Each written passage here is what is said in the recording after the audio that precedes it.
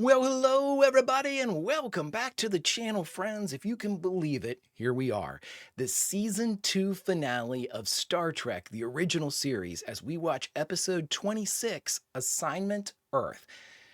I both can't wait to get into this, friends, and I'm dreading it a little bit as we're getting ready to begin our third and final season of the original series, but each and every one of these tales deserves its due, and so I intend to give each and every one of them the respect they deserve, starting with this, Assignment Earth. Before we get started, friends, if you could do me a huge favor and hit that like button, smash that subscribe, ring that bell for notifications. It greatly helps out a small channel, and it allows me to alert you when we go live with Season 3.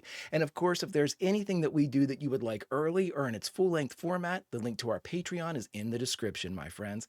But all that is then and this is now, and now it's time for the 26th and final episode of Star Trek, the original series, Season 2, Assignment Earth. Prepare to engage maximum warp reaction. And for the last time this season, away we go!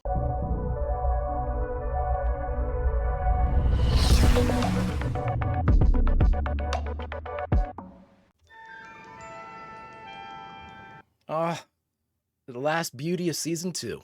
Enterprise has moved back through time to the 20th century. Extended orbit around Earth, using our ship's deflector shields to remain unobserved. We're just here. To find out how our planet survived desperate problems in the year 1968. 1968. It appears we have accidentally intercepted someone's transporter beam, Captain. Transporter beam? Captain, something is beaming aboard this vessel. I'll be right there. Security team to transporter room? I don't think I've ever seen that in the transporter room before. What do we got? Interesting shots. Lower shots. You're right. Something is beaming aboard. Listen, this is Spock and Scott. They're not wrong. Hey, what's up, buddy? Wow. Where is James Bond? Which one of you is James Bond? Jim's gonna tell us about the final frontier for the last time in Season 2. Oh, friends, what a long, strange trip it has been, but we are only 2/3 of the way done. Just to recap what I intend to do. As soon as we get done Season 3, even though we've got a whole season left, I'd talk about it just to get it out there. I'm going to watch Season 3. Then Star Trek, the animated series, will start back up again. It'll be part of Saturday morning Reactoons. There'll be several, Robotech and a couple more cartoons will be showing up on Saturday mornings. And then after that, I intend to watch, or probably in conjunction with that, I will be watching the fan-made Star Trek Continues, which I believe all of you have told me is supposed to be the 5th and final year of the mission, with the animated series being year 4. So I want to make sure I catch every little bit of these original series characters. But friends, let's watch Assignment Earth. Written by guest star Robert Lansing. Mark Daniels. There we go, Mark. This is the United Spaceship Enterprise. I'm Captain Kirk, commanding. Yes, I heard, MI6. This is Mr. Pickles. From what planet? Earth. That's impossible. In this time period, there weren't... Sweet shit! You're going to have to beam me down to Earth immediately. Base is on stop. Stun this prick. My name is Gary Seven. I am a human being from the 20th century. I've been living on another planet far more advanced. I was beaming to Earth when you intercepted me. The location of that planet? I wish their existence kept secret. Ooh. You interfere with me, with what I have to do down there. And you'll change history. You'll destroy the Earth. And probably yourselves, too. If what he says is true, Captain, every second we delay him could be dangerous. And if he's lying? Right. It's dangerous. The planet I'm from wants to help Earth survive. What if it turns out you're an invading alien from the future? Prove it. Everybody prove what you want to do. Can't beam you down without further proof, one way or the other. Tell us what you're going to do. We'll check our history. If it matches up. Big day. McCoy. Wow. Sweet Jesus! Mr. Pickles is attacking. What's going on there? Get stunned. My bowels. Captain's log What that supplement. beauty. A man in a 20th. So far, so good. I'm liking this. Even Spock's Vulcan neck pinch could stop him. Without our phasers, he would have overpowered all 5 of us. What do you make of the cat, Mr. Spock? Quite a lovely animal, Captain. Mr. Pickles. You've already been given as much information as we have. Please break in at any time with analysis of that information. We have analyzed the direction of his beams, sir. Our star... Cool shot. Engineering. Still unable to analyze it, sir. These are cool. Could have brought him back through great distances. Could have brought him back through time. It's not only could it be another planet, it could be another time. There will be an important assassination today. An equally dangerous government coup in Asia.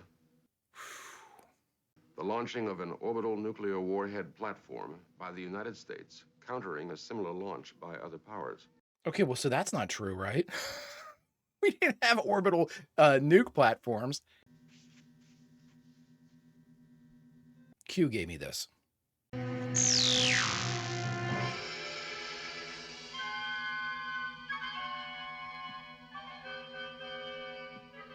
Tired, go to sleep. Yes, sleep. I want one of those pens for myself. Human readings, yes, but not a single physical flaw. Totally perfect body. An alien needed a body. Mr. Pickles. All you're telling me is that on the one hand he may be lying, and on the other... We should follow Mr. Pickles. He's not killing anybody. I mean... Thank God, Mr. Pickles. 2 to beam down. Wow.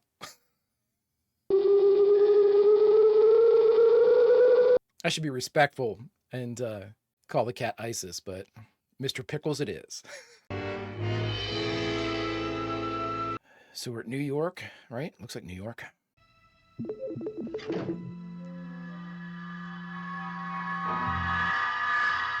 Oh, cool transportation effect. So is Mr. 7 like a big shot? Incredible that people can exist like this. At least we won't have to. Not for long. Meow to that. Computer on. Well, sweet. Specify locations of agents 201 and 347. 201, 347. Simply check my voice pattern. You'll find me listed as Supervisor 194, codename Gary 7. Please confirm identity as supervisor by describing nature of agents and mission here. It told you what it needs. Purpose of mission? To prevent Earth civilization from destroying itself before it can mature into a peaceful society. A little world building. Simply begin search immediately. Recheck all news broadcasts. Decode any government intercepted message. I am aware of proper search procedures, 194. So shut up. Is what the pewter is telling you. If we ourselves do anything that changes history, I'm aware of that, but I must know if he's lying. And we can't answer that sitting up here. Progress of mission. Has the rocket been set to malfunction? Negative, no progress. Huh. Mr. Pickles. Always with the winter wear.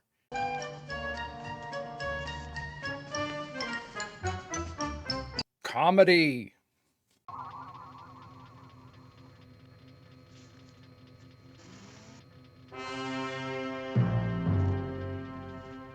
I'm just going to stick with the Gary 7 because that sounds like, excuse me, your last name is 7? Yes, I'm normal. Okay. Where have you been? Oh my God, that's Terry Garr. She literally just passed away. Now, wait a minute. Why should I tell you? Who are you, anyway? Where's 347? How lucky to watch us now. I'm Supervisor 194, codename Gary 7. I need a complete report. Report. She's obviously not one of your agents. Well, how do you expect me to type? With my nose? That does it. I quit. Wait a minute. I'm quitting right now. You're not acting, are you? No, Gary. Roberta Lincoln, human, profession, secretary. Roberta Lincoln. Miss Lincoln. You got an hour, bud. All right, you can go. Of course, if you do, you won't be helping your country. Unless you don't care about that. No, we don't.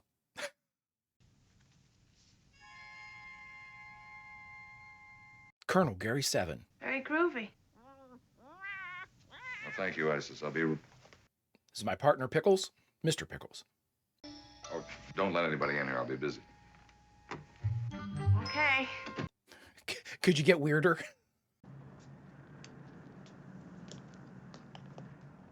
Excuse us. Agents 347 and 201 were killed instantly. Oh, shit. Are the facts verified? Verified. Descriptions of bodies are exact. You gotta do something about that, too, Gary. Good acting, by the way.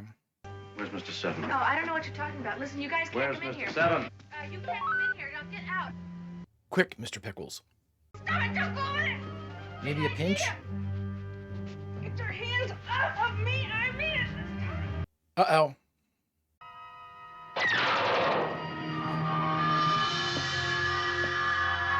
I love that teleportation effect. Well, if they could do that, why were they driving then? Stand by for launch area quick. Oh, cool. Now, Scotty, what's going on here? Oh, you got them too, Scott. Reverse and energize. Charlie. Guys didn't see anything. You were drinking on the job. Everybody's been drinking. It's the 60s. It's psychedelics. I don't know. something excuse.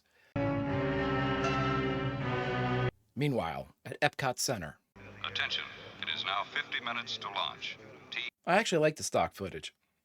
I don't understand the cat. And by the way, is this the same cat from Cat's Paw? That's what I want to know. Speak to you a moment. Yeah, sure, Sarge. There it is.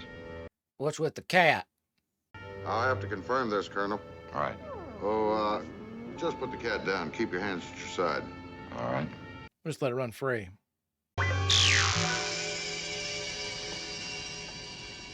Security, this is Sergeant Lipton, and we get all straightened out down here. Nice job.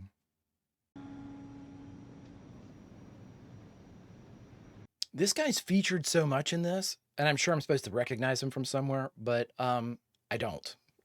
Straight up. I wonder, this is something that they could have actually probably filmed in conjunction with another show another episode being filmed, because there's so little, the focus is so much on Gary 7. They could have had two teams, you know, like Daniels could have been directing this, and Sininsky could have been directing Bread and Circuses. Jeez, oh Pete, my brain. I could get even closer. Stop showing off, Scotty. It's unbecoming. Hi, Jack. Mr. Cromwell? How's your son, James? Oh, he's great. He really loves that show, Star Trek.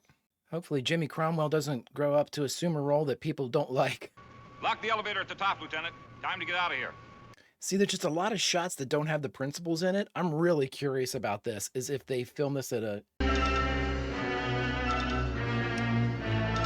I like that. Good effect.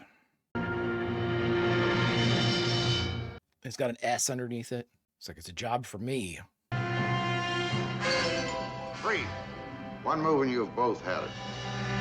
Great. I'm glad you decided to wake up right now. You can tell him I promise not to tell anybody anything. He's safe. And you're safe, my little green friend.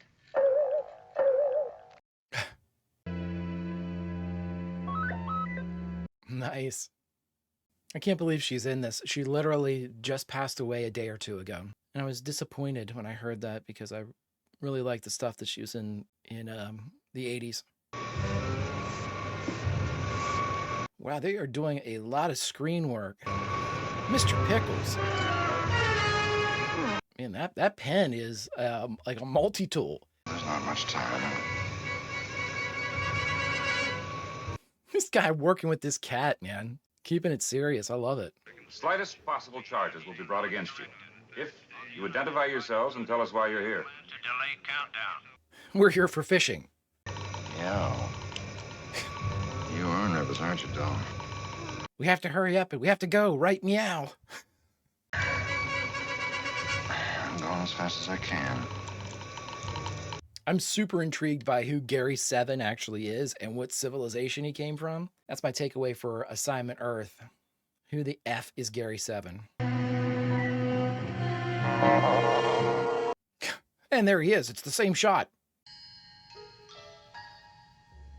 No? See, there's a lot of these like shots that have none of the principals in it, as far as from like the crew of the Enterprise, whether it's the big three or anybody. These could have been filmed at a separate time. I'm really curious about that because this is like, it's set up that way. I had him, and something yanked him away.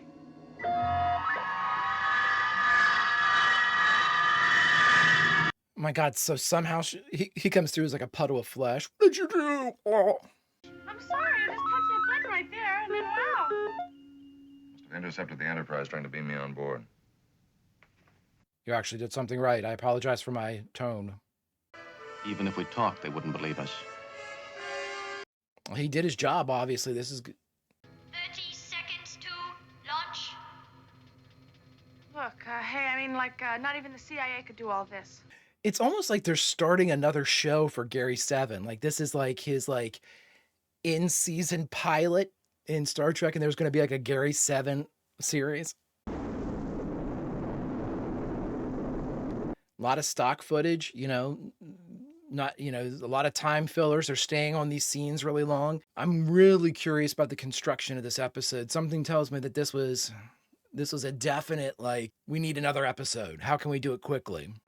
Altitude 1,000 feet. All good. All is planned. Trajectory nominal. I mean, it's a shoulder shrug at this point, guys. You have no idea if what you were doing was wrong or right, or the absence of doing anything, like you said, is wrong or right. Just sit back and watch. Welcome. Exceiver on manual. Lock into flight telemetry. He's going to crash it into I'm assuming, the Soviet one. Wow! Sweet Jesus. Second stage ready to detach. Visual on.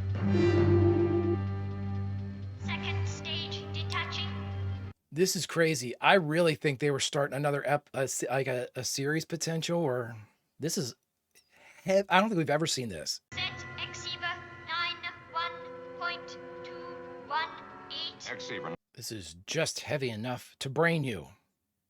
Lieutenant Uhura, open a channel. Aye, aye. Warhead status confirmed. She's armed herself somehow. Repeat, this bird is armed. The warhead's alive. So is Gary 7 evil? If that's the case, then obviously they're not setting up a separate series or anything, but... Ow! Look, I'm sorry.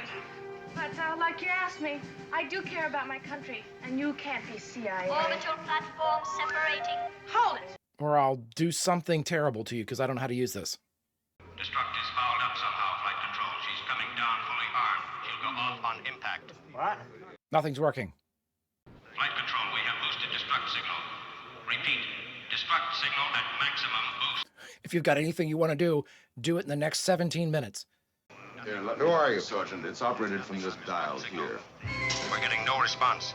Make absolutely certain, check everything again. Grab all of our shit. Let's get out of here. You must direct to 7's apartment. Auxiliary Site to site. descending and armed. Descending and armed. She'll go off on impact. Where's she headed? Moscow. Yikes. Get me the president. Mr. President, this was Mr. Cromwell. You've never heard from me before, but it's bad. I mean, I know this world needs help. That's why some of my generation are kind of crazy and rebels, you know? We wonder if we're going to be alive when we're 30. Hold it right there, Mr. 7. Surprise. Seven, explain yourself, dude. Spock, I can estimate some of this, Captain, but without more time. Captain, he can only guess. Will you please let me do my job? Listen, you, get away from him! Roberta, be careful. Servo's set to kill. Sweet shit. 400 miles. Listen, you got to trust him at this point. If you can't handle it, I'm going to have to trust him. It is difficult to know which is best, Captain. Glad I don't have to make that decision. Without facts, the decision cannot be made logically. You must rely on your human intuition. Come on, Jim, you got the best gut in the business, buddy. 50, 140, 130, 120.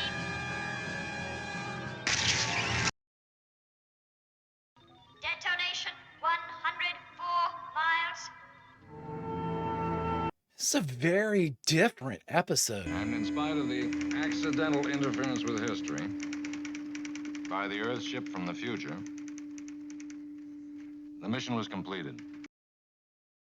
Part of what was supposed to happen on this day in 1968. As our record tapes show, although never generally revealed, that on this date... What? That's the cat. Would you mind telling me who that is? That, Miss Lincoln, is simply my cat. Your cat.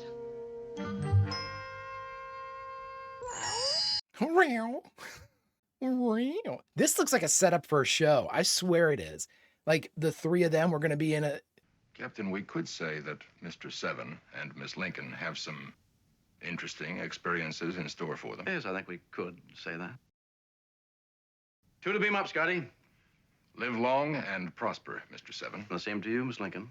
Wow.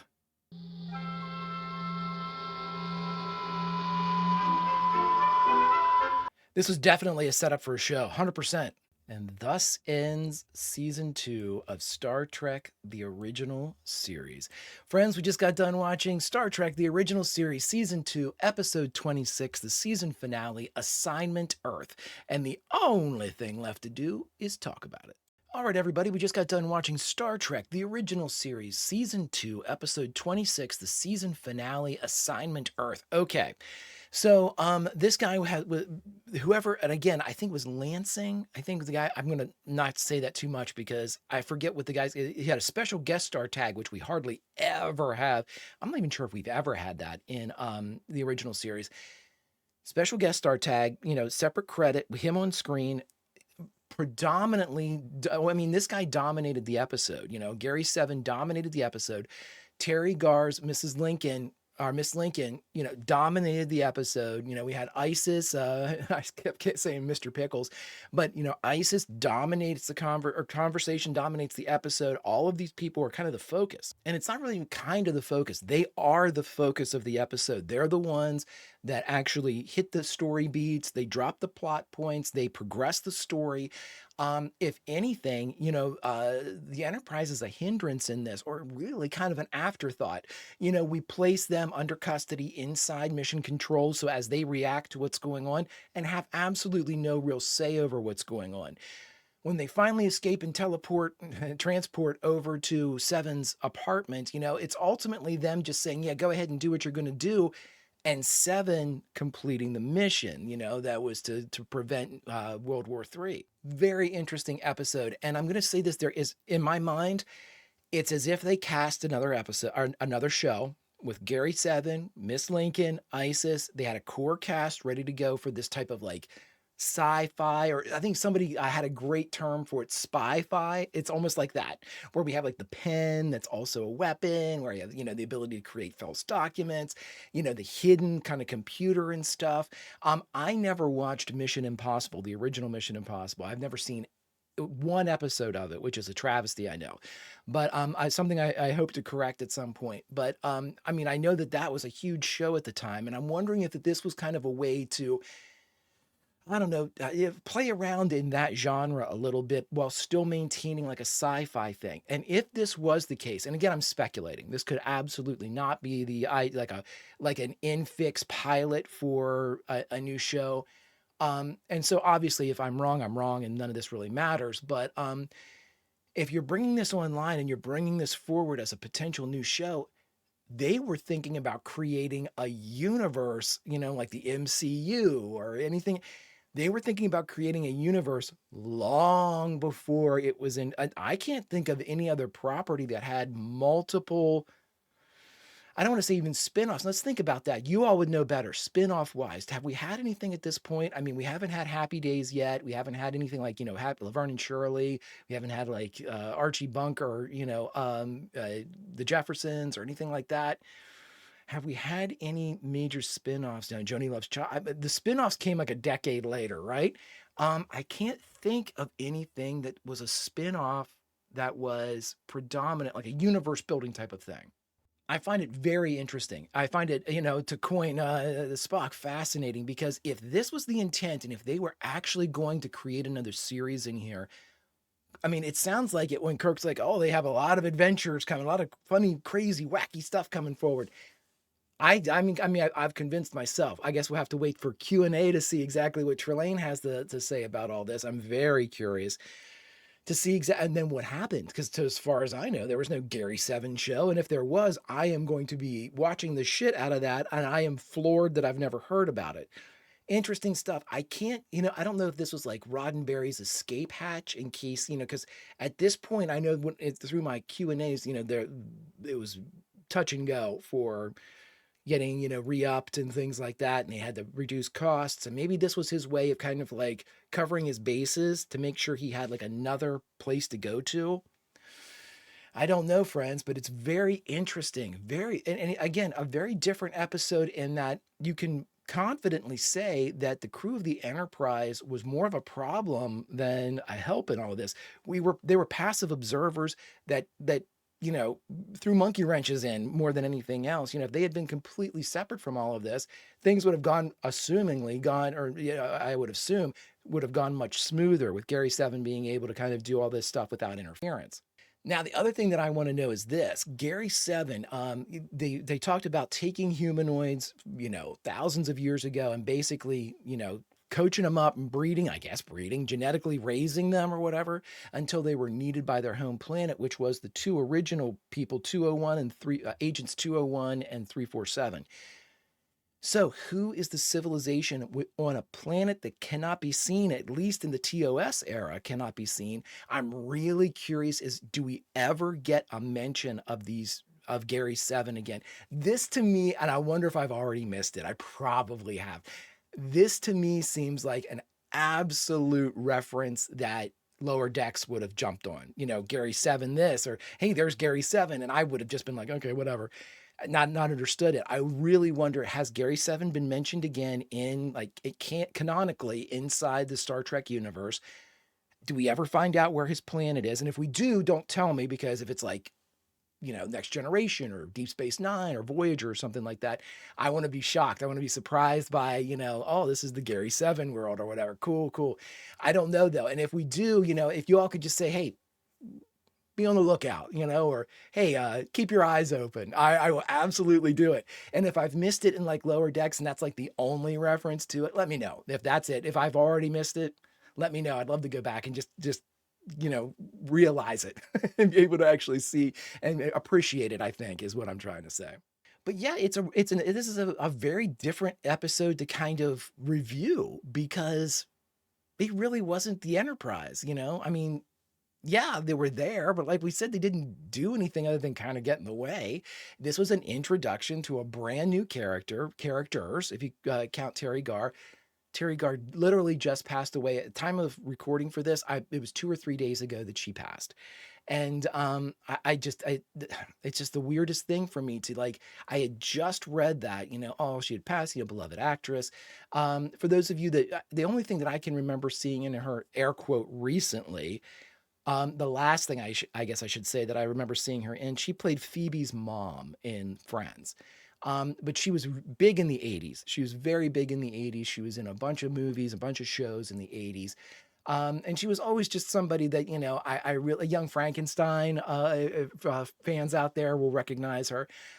She was always just had great comedic timing. She was bubbly, I guess is a great way. We saw it here as her Miss Lincoln, but she was a very solid, very dependable, if that makes sense, comedic actress. And I think that's why she was used so much in the 80s, because like her and like Martin Mull, and they were kind of like go-to comedic character actors. And it's just very sad to see her go, but it was great to be able to see her in what I assume was one of her earliest roles here on Star Trek. Great, great stuff. But friends, I think that the real questions here are nothing that we can speculate about from having watched Assignment Earth, because we saw it was there, the true story. And for the first time, and I always say in Q&A, sometimes the story that goes on behind the cameras is even more exciting than the one that goes on in front of the cameras. I think that is no true. This is the most true it's ever been, because I am absolutely ravenous to find out what exactly Gary 7 was supposed to be, and whether or not this was a series kind of launch, like a soft pilot, soft launch for a new series, and what ended up happening. And again, the references, friends. But you know what? There's a way to find all this out. There is one person who has deemed us worthy enough to share knowledge beyond the veil, and that one person is our good general. So join me, if you will, friends, for the final time in season 2, as we confidently call upon Jim Kirk's best friend. General?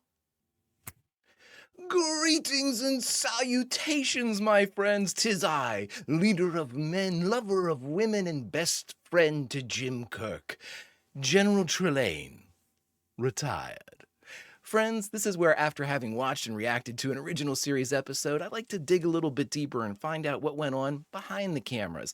But to keep myself from wandering off into the weeds and talking for 3 hours, I've given myself 5 distinct categories in which to explore. The first, writer and director. Who were they? The second, guest stars. Did we have any? The third, of the core cast or the big 8, who was available in this episode? The fourth and juiciest of the categories, the production notes. What went on behind the cameras? And fifth, last but certainly not least, a memorable quote from this episode. Let's get started. All right, friends, and for our first category, we have writer and director. Who were they? Well, again, we have a split writing credit for this one, as both Art Wallace for the story and Gene Roddenberry for the script are both credited. So, of course, we'll have to wait just a little bit to see if there were any script issues. Spoilers, I don't think there were. The director for this episode was Star Trek veteran Mark Daniels. Now, the fun thing about this is, whenever Joseph Pevney left the series, he had 14 episodes directed. So they said when Pevney left that he left tied with Mark Daniels for the number of episodes of the original series that they had both directed. So right now, Daniels is tied at 13, I think. So it really depends on how they count the menagerie. I'm not really sure if they're counting the menagerie as 2 or 1. And if they're counting it as 1, we've got 1 more episode with director Mark Daniels. If they're counting as at 2, this is it. I think they probably have 1 more. So we'll see, though. Let's move on. All right, my friends, and for our second category, guest stars, did we have any? Yes, we did. In fact, these guest stars were just a lead-in to become stars themselves. I guess if everything had worked out the right way, but we'll get to that in a little bit. I'm getting ahead of myself. Who did we have as our guest stars in this episode? Well, Robert Lansing, as credited at the beginning, the only credit to have that type of guest starring type of connotation. Robert Lansing plays Mr. Gary 7. We had Terry Garr as Roberta Lincoln. We had the breakout candidate and brand new actor on the scene, Sambo, as Mr. Pickles. I mean, Isis. Sambo as Isis. And of course, we had April Tatro as the human version of Isis, who was supposed to be part of, well, we'll get ahead of it, but maybe she had a bigger role to come in a series that never made it. Let's move on. All right, friends, and for our third category, of the core cast or the big 8 who was present. Once again, and for the last time in season 2, who was the big 8? Well, we have Kirk, Spock, McCoy, Sulu, Scotty, Uhura, and added for season 2, we have Chekhov and Nurse Chapel. Everybody appears with the exception of Nurse Chapel. So we end season 2 with 7 of the 8 of the big 8. Maybe we'll get all 8 in the first episode of the third series. Maybe I've looked ahead. I guess we'll have to see. Let's move on. All right, friends, and for our fourth category, production notes, what went on behind the cameras? Because as we often say, the story behind the cameras of Star Trek, especially towards the later parts of the series, tend to be almost as juicy, if not juicier, than what goes on in front of the cameras. But let's figure out what did go on. Let's get started. All right, friends, and for our first production note, I figured it's just easy to get this out of the way. Yes, indeedy, Assignment Earth was supposed to be a kind of soft launch pilot inside the Star Trek season to get ready for Mr. Gary Seven and Roberta Lincoln to go on a series of adventures in which their job was, as stationed and kind of representatives or having the person being put in charge of Earth, to prevent all of these things that were kind of outside the time continuum or mistakes, or to correct all of these things and keep Earth safe. Their assignment was Earth. And so, unfortunately, though, this series never got off the ground. It was reviewed, looked at. They even looked at this episode. They actually had a pilot episode written that didn't include anybody from Star Trek in it. And the rumor is Roddenberry placed some of the Star Trek characters inside of this, the Art Wallace story, inside of this to see if maybe that could promote some of the Star Trek fans to making the change and flip over to what it presumably would be Assignment Earth. It never got off the ground. The studio, for whatever reason, and it might have been a little bit of the political stuff going on with Gene Roddenberry, it never launched. Let's move on. All right, friends, and for our second production note, as guessed, everything that you can see that would basically would be the rocket center, rocket storage, the building behind Kirk and Spock whenever they got accosted by the uniformed policeman or the security guard that basically had been put to sleep by Gary Seven, all of those buildings were actually buildings on the studio lot of Paramount. And this marks the third and final time that they use these exterior locations, the other two being Bread and Circuses and Patterns of Force. So I thought it was kind of interesting that they really kind of dove into that cost-cutting maneuver that really didn't do anything to detract from the show. It's exceptional creative thinking, and they used it very well. Let's move on. Now, here's what I did like, and this is a follow-up to the first of the production notes. This is the third production note.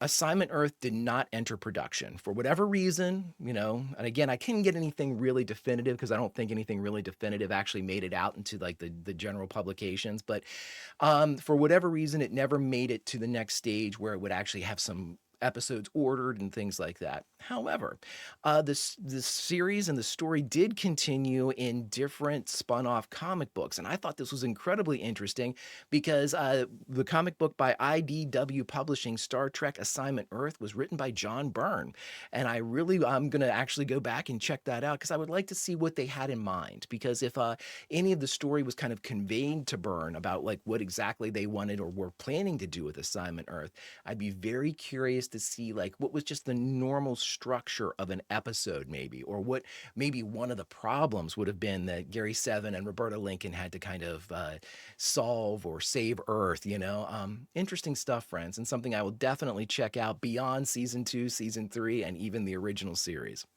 Let's move on. All right, friends, and for our fourth production note, now, okay, this one is something that I'm going to just tell you what I've heard, and I actually looked this up in 2 separate source books, and the story was almost identical in each one. So this was the at least delivered story of what happened to Terry Garr on the set of Star Trek. Now, again, that sounds really nefarious, like, oh my God, what happened? I want you all to kind of come to your own conclusions about this one because I've reached my own. And again, let's just look at the facts, or at least as it's been presented factually in several different source books. Terry Garr despised her time on Star Trek to the point where she never mentioned it. She never included a very large, prominent role as part of her reel. She never put it down whenever she was going for other roles saying, hey, I was on Star Trek. She never mentioned it. Never mentioned any of the people on the show that she worked with. She could never say, oh, I worked with William Shatner or I worked with Gene Roddenberry. She never mentioned it. When questioned about it years and years later, when she was doing a completely separate project, maybe in the 80s and whatnot, and even beyond, anytime she was asked about it, she refused to speak about it. She absolutely detested her time there. Now, there's a lot of kind of noise that surrounds exactly why she didn't like it, but the only thing that I could actually verify is the following.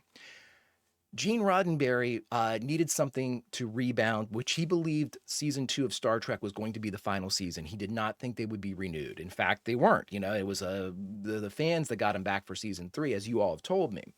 But he wanted a show to pivot to, and Assignment Earth was supposed to be that pivot. So for this episode, he was hands on. He, in fact, was not credited as an executive producer on this one. This is the first and only time, I believe they said, where he was credited as a producer. He was on set the entire shoot. So let's just say this. This is the point that I was getting to. He micromanaged this episode so much that he actually he brought in the costume designer, Terry Garr, and somebody else, and basically said that Roberta Lincoln's skirt needed to be much higher, to the point, and I'm going to leave it there, to the point where the costume designer said, "You are making me lift this skirt so high that, one, it doesn't make the whole outfit doesn't look right now. It sits awkwardly. Just from a garment standpoint, it's not functional. You know, if you get my drift." I'm not going to speculate as to why Roddenberry wanted it like that. I figure we can all kind of come to that realization. But it is also rumored that it was both Terry Garr and the costume designer, who I looked for their name and could not find it. They came up with the idea to have her wear tights, not hose or, you know, not to be bare leg, but to wear tights. And anyway, she never, ever, ever mentioned her time on Star Trek. You take that for what you will, friends. That's kind of it's one of the darker Q&As we've had in production notes, but I thought for sure I had to give that through, especially with Terry Garr's passing recently. So take that for what you will, my friends. Let's move on. And now for our fifth and final production note, friends. This one is eerie. This one is very eerie to me because, you know, we've all heard Star Trek, you know, the flip phones, they kind of almost predict technology, touch screens, all of these different things. What else has Star Trek predicted? This one's I get chills just thinking about this. So at one point at the beginning of the episode, when they're trying to figure out what Gary 7 could either be coming to help or prevent, Spock is listing off a number of things that could happen. And the first one I believe that he said is there's going to be a notable assassination. Friends, I'm just going to tell you the facts here. Friends, this episode first aired on March 29th, 1968. So the first time the public saw this and heard Spock say there was going to be a prominent assassination on April 4th, just a few days, 6 days later, the Reverend Martin Luther King was killed. I can't add anything more to that, friends. Let's move on. And last but certainly not least, our fifth and final category, my friends, a memorable quote from this episode. And because we had some very strange, this was a kind of a more somber Q&A, I wanted to give Miss Garr the final quote. And I thought it was very telling, and I actually enjoyed it quite a bit as an explanation almost for the freedom and hippie movement of the 60s and 70s.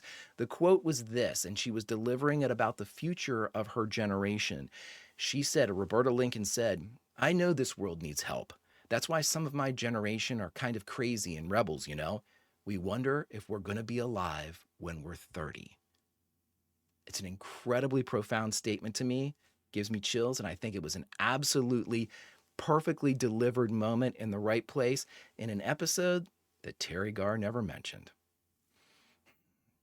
Thus ends another installment of Q&A. Until we meet again, dear friends, behave yourselves.